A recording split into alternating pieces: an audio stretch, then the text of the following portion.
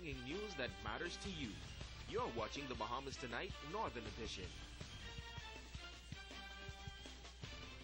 Welcome back. Now back to our top story, the evolution of this country's cruise industry taking place today on the northern island of Bimini. That island witnessed the launch of a new port designed to attract more sea passengers and propel its tourism industry.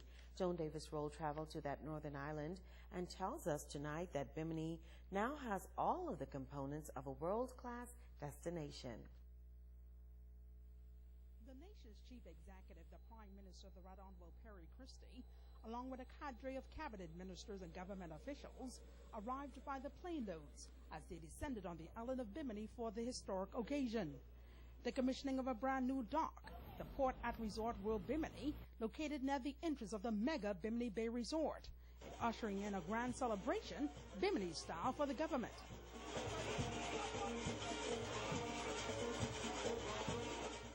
Genting officials and Biminites alike as they witness a new era in the cruise industry in the country.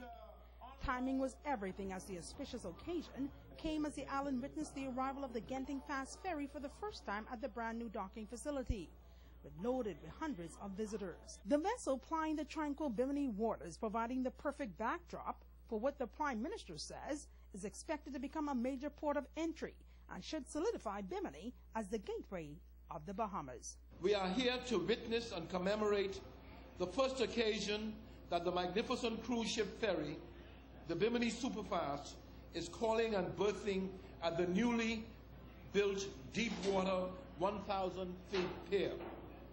I particularly wish to welcome to Bimini the more than 500 tour and travel professionals from South Florida.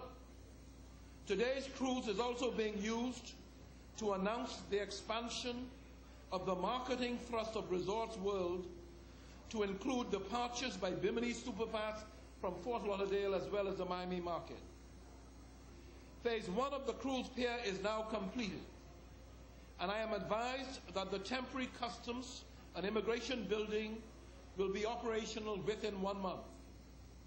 The permanent customs and immigration building will be completed in 6 months' time and will house space for a tourism desk, tour operators, as well as check-in counters.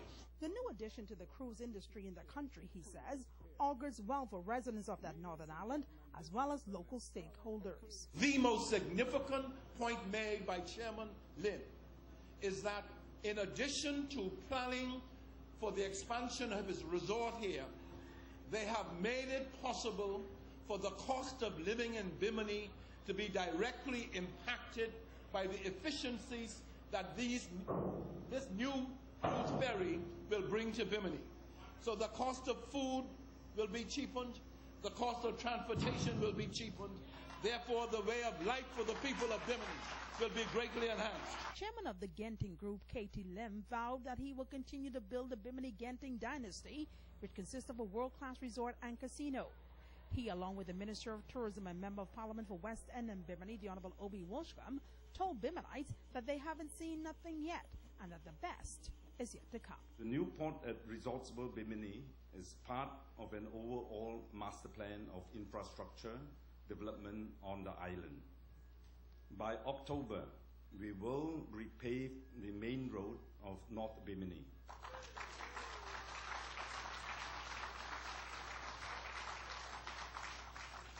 Complete the expansion of the runway at South Bimini Airport and improve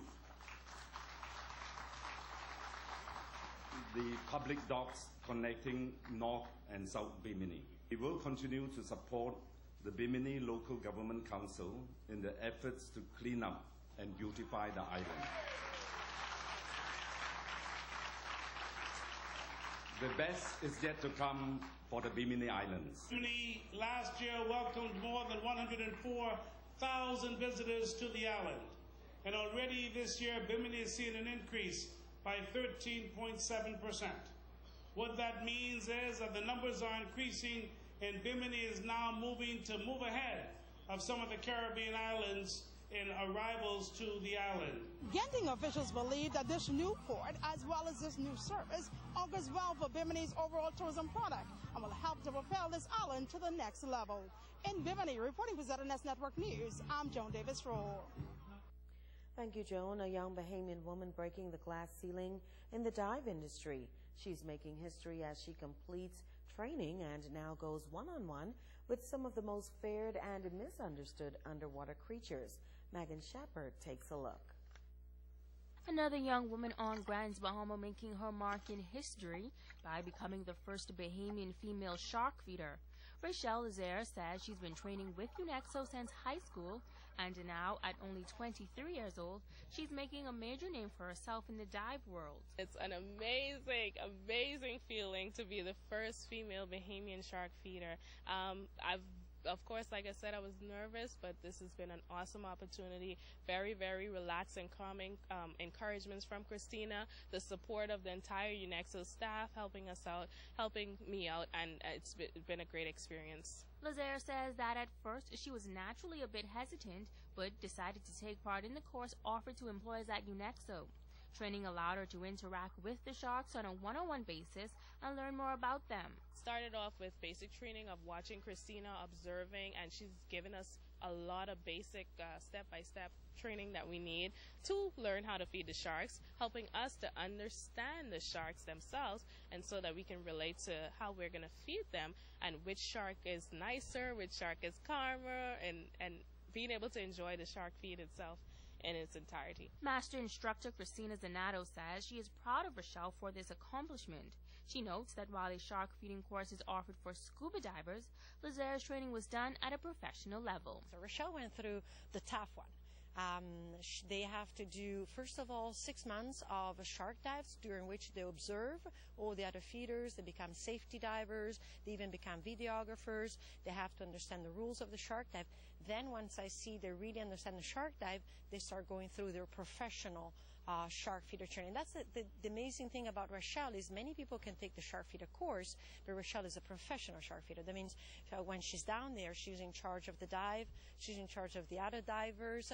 She has to decide everything for everybody. Lazare says while sharks may seem to be intimidating creatures, she encourages others to put their fears aside and try it at least once. Megan Shepard, ZNS Network News.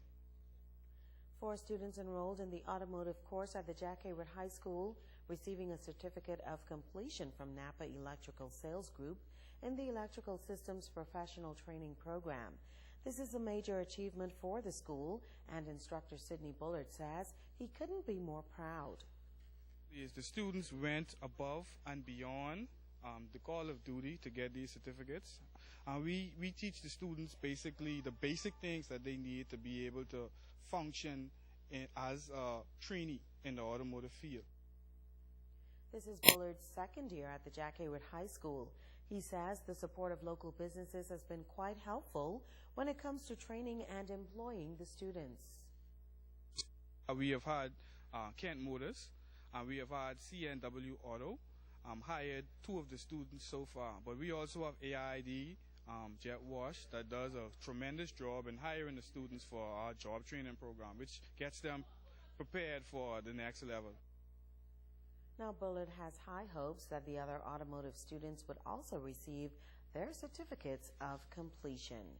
The Department of Social Services is celebrating 50 years of service in the country. To observe this golden anniversary, the department will host a series of activities outlining the work of the agency that continues to provide assistance to those in need. Deputy Director Lillian Kwan Forbes says they are just elated to have made it this far.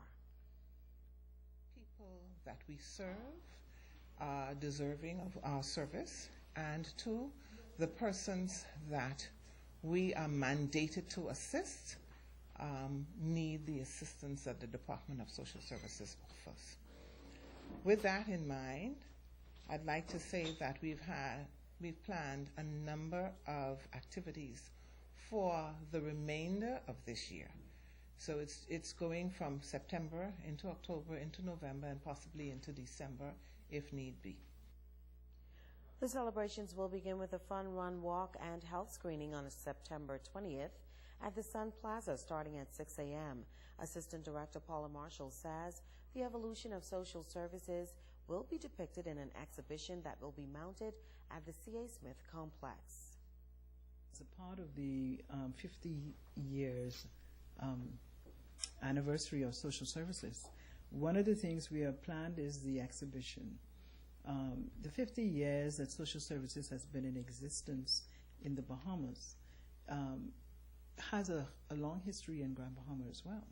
So some persons would not have known about how this service that they see here today really developed from as early as 1978 to the present time.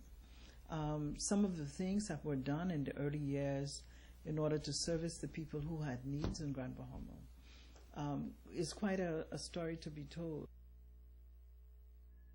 Schools are encouraged to take their students to view the exhibition at the C.A. Smith complex lobby beginning Wednesday, October 1st through Friday, October 3rd. And that's our Northern Edition tonight. On behalf of the entire team, I got to apologize to people of Grand Bahama. I'm not going to wash my car tomorrow, so it won't rain, okay? So you can be all right. on behalf of the entire team, I'm Sabrina Brown. Thank you for watching. Good night. Bye.